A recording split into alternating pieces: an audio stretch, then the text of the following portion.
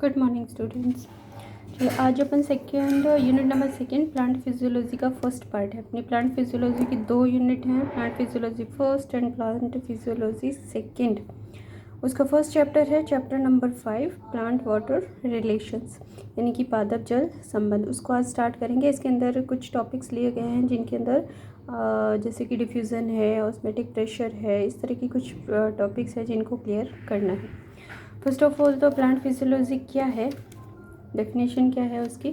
तो देखिए, साइंस की वो प्लांट फिजियोलॉजी साइंस की वो ब्रांच है, वो शाखा है जिसमें प्लांट की कई बायोलॉजिकल और मेटाबॉलिक एक्टिविटीज़ प्लांट्स की कई बायोलॉजिकल यानी कि जैविक, मेटाबॉलिक यानी कि उपापचयी एक्टिविटीज़ की स्टडी की जाती है। Father of plant physiology Stephen Hales को कहा जाता है। इन्होंने सबसे पहले जब इसको डिस्कवर किया था और ये वर्ड दिया था, उस टाइम उन्होंने एक वर्ड यूज़ किया था रूट प्रेशर, जिसको मूल दाब कहा जाता है। Indian father of plant physiology sir JC. Bose. तो आपको ये ध्यान रखना है कि प्लांट के अंदर होने वाला जो वाटर का मूवमेंट है, कि प्लांट्स जो है वाटर कैसे रिसीव करते हैं, उन सब के थ्रू कुछ प्रोसेसेस अपन को इस चैप्टर के अंदर पढ़नी है। तो साइंस की वो ब्रांच जिसमें प्लांट की कई बायोलॉजिकल और मेटाबॉलिक एक्टिविटीज़ की स्टडी की जाती है, वो प्लांट फिजियोलॉजी कहलाएगी। इस चैप्टर के अंदर जो फर्स्ट टॉपिक अपना आता है वो है विसरण यानी कि डिफ्यूज़न। ठीक है, विसरण, डिफ्यूज़न। देखिए, प्लांट्स के अंदर जो ट्रांसपोर्टेशन होता है, वाटर का ट्रांसपोर्टेशन जो होता है, वाटर का परिवहन जो होता है, वो 2 तरीके से होता है। एक तो एक्टिव, जिसको सक्रिय परिवहन कहते हैं, और एक होता है पैसिव, जिसको निष्क्रिय परिवहन कहते हैं। Active transportation and passive transportation. Active transportation के लिए एनर्जी की रिक्वायरमेंट होती है, तो एनर्जी उसको प्रोवाइड करवाती है एटीपी, यानी कि इस टाइप का जो ट्रांसपोर्टेशन है उसके अंदर एटीपी चाहिए होगी। एटीपी चाहिएगी तो यूज़ होगी, तो खर्च हुई, यानी कि ऊर्जा खर्च होती है इसके अंदर। पैसिव यानी कि निष्क्रिय परिवहन जो होता है, इस ट्रांसपोर्टेशन के अंदर एटीपी नहीं चाहिए, ये अपने आप से होता है, कोई किसी तरह की ऊर्जा की आवश्यकता इसमें नहीं है, तो एटीपी का यूज़ नहीं होगा। ठीक है, तो ये 2 तरीके का होता है। इसमें फर्स्ट आता है डिफ्यूज़न और दूसरा आ जाता है फैसिलिटेड डिफ्यूज़न, जिसको सुगमीकृत विसरण कहा जाता है। तो फर्स्ट जो टॉपिक अपन ले रहे हैं वो इस अकॉर्डिंग है। ध्यान रखिए कि प्लांट्स के अंदर ट्रांसपोर्टेशन की प्रोसेस की स्टडी अपन कर रहे हैं, तो ट्रांसपोर्टेशन मेनली जो है वाटर है। ठीक है, प्लांट्स की मेन रिक्वायरमेंट होती है वाटर। वाटर के साथ साथ इनको बाकी के मिनरल, न्यूट्रिशन वगैरह सब प्रोवाइड हो जाते हैं।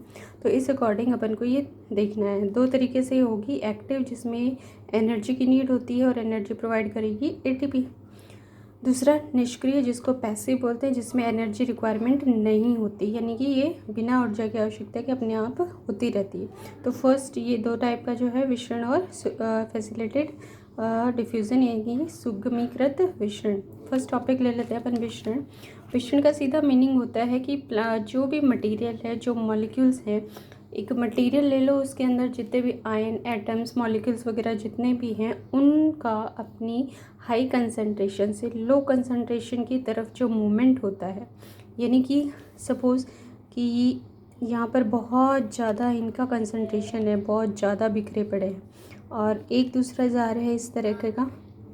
ठीक है, इस तरह का दूसरा वो है, ये खाली पड़ा है। ठीक है, अब यहाँ पर कुछ इस टाइप की कोई भी मान लो कोई पाथ अवेलेबल हो जाता है इसको, तो इसको ज़रूरत है, इसके पास बहुत ज़्यादा है, तो ये क्या करेगा कि अपना इसको देना शुरू कर देगा।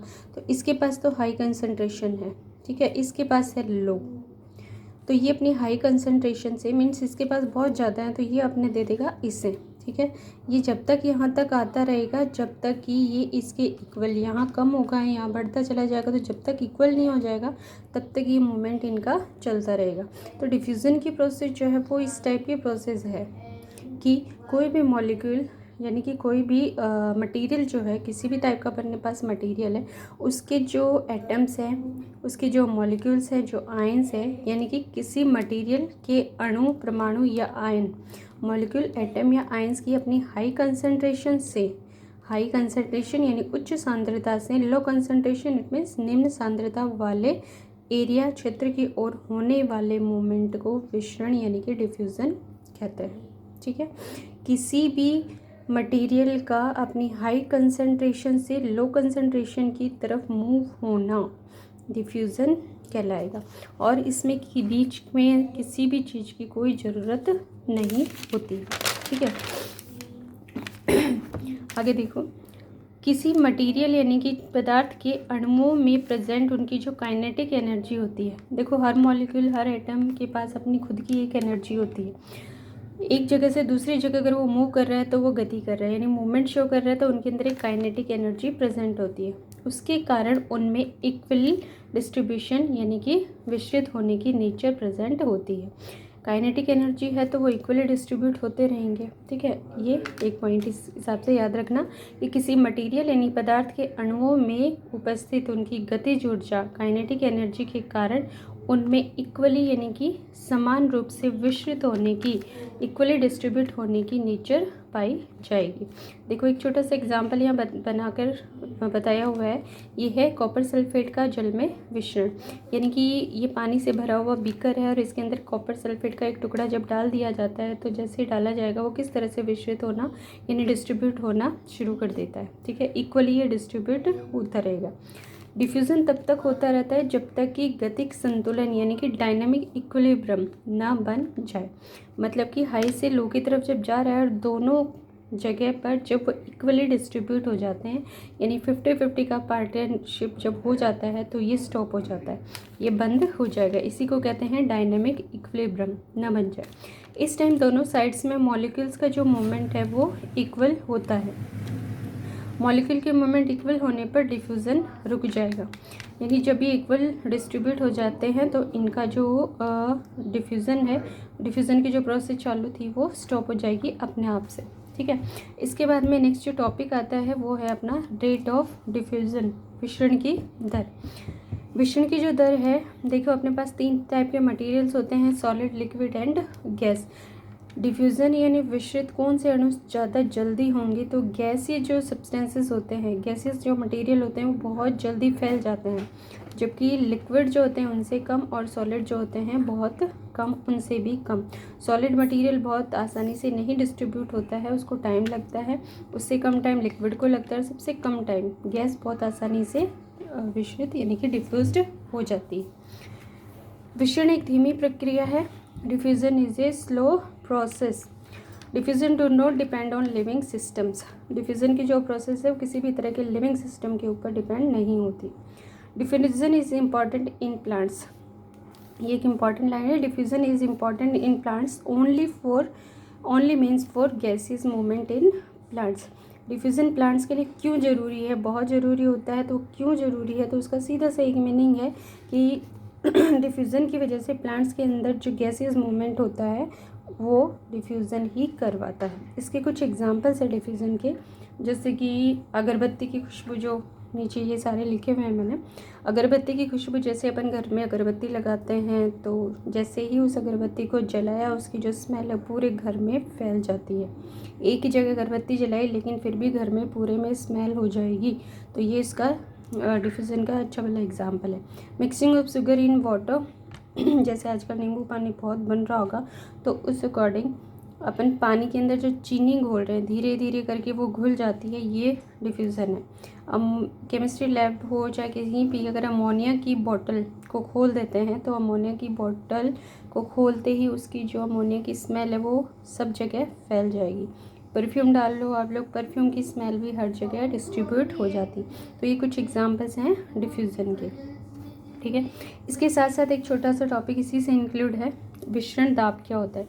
डिफ्यूज़न प्रेशर, डीपी किसे कहते हैं, विस्तृत होने वाले मॉलिक्यूल्स, आयन, एटम किसी भी मीडियम या मटेरियल पर विस्तृत होते समय, यानी कि कोई भी जो आयन है, सपोज जैसे कि ये है, ये इधर से इधर डिस्ट्रीब्यूट हो रहे हैं, तो जब ये यहाँ से डिस्ट्रीब्यूट होंगे, इस तरह से निकलेंगे, तो ये एक प्रेशर मेंटेन करते हैं।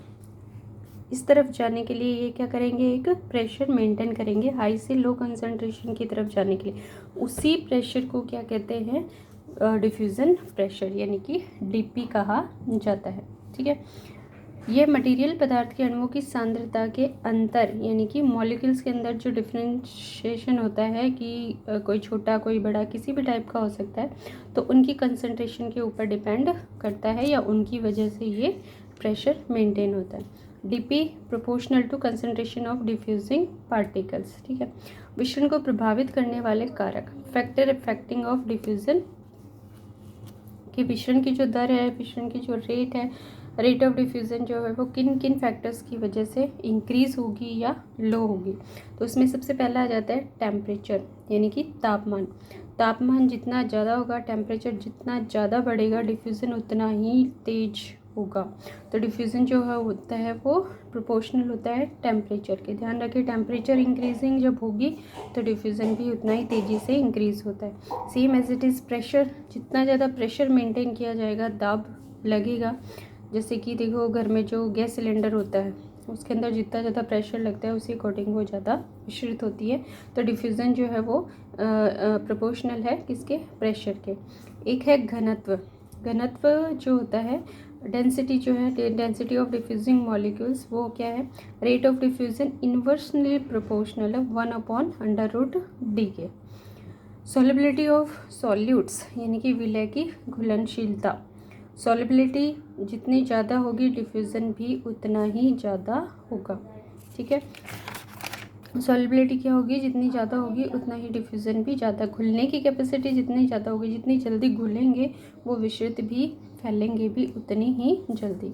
तो आज का ये जो टॉपिक है डिफ्यूज़न का, इसके अंदर सीधा सा आपको ध्यान रखना है कि कोई भी मटेरियल है उसका अपनी हाई कंसंट्रेशन से लो कंसंट्रेशन की तरफ मूव होना, तब तक मूव होना जब तक कि इक्विलिब्रियम, यानी कि दोनों का जो मॉलिक्यूल्स हैं वो दोनों तरफ इक्वल नहीं हो जाते, तब तक वो डिस्ट्रीब्यूट होते रहेंगे। ये डिफ्यूज़न होता है। ठीक है, छोटा सा टॉपिक था आज के लिए, तक आप ये कल आगे करेंगे। Okay, thanks.